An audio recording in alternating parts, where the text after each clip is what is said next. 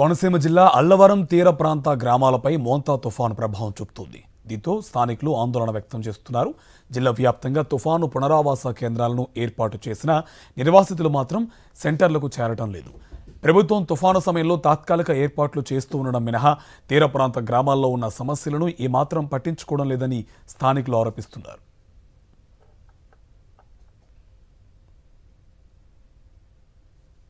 దీనికి సంబంధించి పూర్తి డీటెయిల్స్ మా కరెస్పాండెంట్ హరీష్ మనకు అందిస్తారు. హరీష్, డీటెయిల్స్ అంటే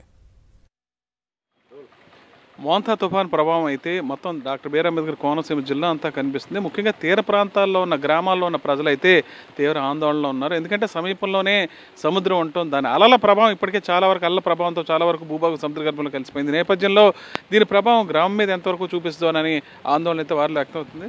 చెప్పండి, అల్లవరం పరిస్థితిలో ఈ ఓడలరేవు అయితే ఇప్పటికే చాలా ప్రాంతం భూభాగం కలిసిపోయింది. ప్రతిసారి ఒక తుఫాన్ వచ్చినప్పుడల్లా చాలా ఇబ్బందులు ఎదుర్కొంటాయి. ఈసారి అధికారులు మీకు ఏం చెప్పారు? ఏ రకమైన రక్షణ చర్యలు ఏర్పాటు చేశారు? తుఫాన్ అయితే చాలా తీవ్ర స్థాయిలో ఉంటుందని అధికారులు హెచ్చరించారు. జిల్లా కలెక్టర్ వారు కానీ, ఎంఆర్ఓ గారు కానీ, పోలీసు యంత్రాంగం కానీ బీచ్కు వెళ్ళొద్దని, మరి బీచ్కి వెళ్ళే మార్గాన్ని కూడా క్లోజ్ చేయడం జరిగింది. తుఫాన్ తీవ్రత అయితే తీవ్రంగా ఉంటుంది.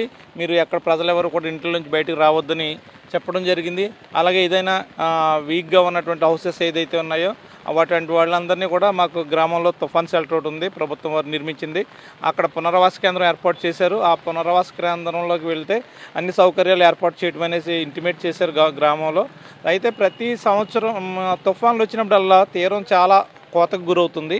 గ్రామానికి రక్షణ లేకుండా ఓఎన్జీసీ వారు ఇచ్చినవి కూడా మాకు సరిగా అందని పక్షంలో తినని బియ్యం మాకు అందజేస్తున్నారు. మాకు కార్డుకి ఒక 18,000 రూపాయలు ఇస్తామని కార్డు, ఒక రేషన్ కార్డు నిమిత్తం 18,000 రూపాయలు 1 ఇయర్కి ఇస్తామని చెప్పి ఓఎన్జీసీ వారితో ఏ విధమైన కారణంగా వచ్చినప్పుడు కూడా ఏదో 10 మందికి 3,60,00,000 రూపాయలు పెట్టి నిర్మాణం జరిగిన పునరావాస కేంద్రంలో ఒక గుప్పుడు భోజనం పెట్టి గుప్పుడు పప్పు వండి పెట్టడమే జరుగుతుంది. కాబట్టి మా గ్రామాన్ని చిత్తశుద్ధితో హెల్త్ కానీ ఏది సక్రమంగా జరగట్లేదు. వర్షం వచ్చినా సరే, భారీగా తుఫాన్ వచ్చినా సరే సముద్ర తీరం కూడా పక్కనే ఉంటాం.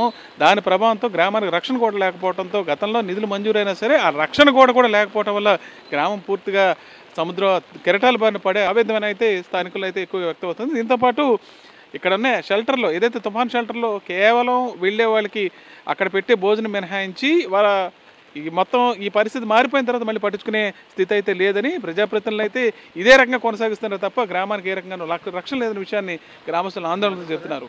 ఓడలరేవు నుంచి Vijay Sirish for Sakshi news.